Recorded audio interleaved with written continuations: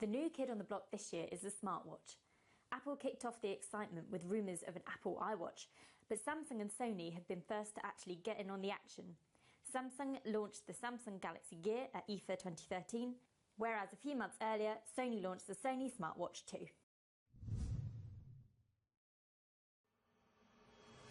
Both have a glass 1.6-inch screen, and they come with a choice of vibrant rubber straps. But Samsung's attention to detail, with the brushed aluminium surround, gives it the edge, whereas Sony, well, it looks a bit like an iPad Nano with the straps bolted on.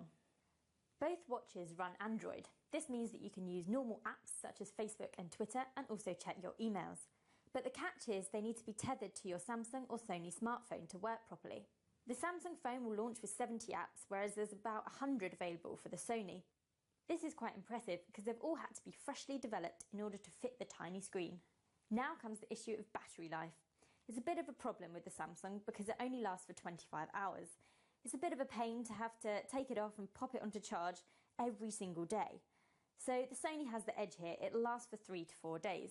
But I still find this quite annoying. It's harking back to the old days when you have to wind up your grandfather clock in order to tell the time.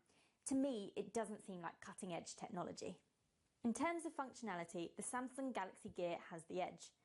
Not only can you use it to access your apps, you can also make calls rather than just accepting or rejecting them as you can on the Sony watch. Plus it has a 1.9 megapixel camera which will capture 720p movies. The Sony is quite limited. You can set an alarm, you can use Facebook, Twitter or email, but that really is about it. Now to the issue of price. The Samsung Galaxy Gear will go on sale in October for £299, whereas the Sony Smartwatch 2 is already available for £160.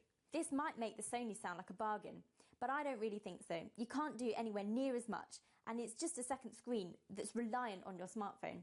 At least with the Samsung, you can make and receive calls and you can take pictures.